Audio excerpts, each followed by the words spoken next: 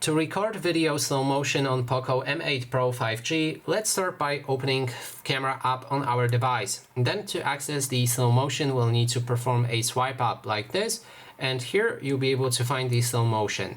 Now it always records, or actually you can change it, so it can record in 1080p and the FPS needs to stay at 120 for the best slow motion results. So now what we can do is grab our device, and then we need to basically record a video of something moving. In this case, I'm just gonna wiggle my hand in front of the camera, like so, and then we can save it. Now when it's saved, we can preview the recording right in the bottom left corner.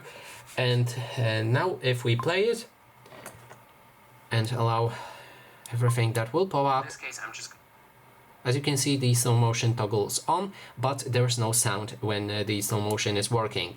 And you can always go right here and adjust the slow motion when exactly it should happen. So there's the slider, and you can even make a full video in slow motion.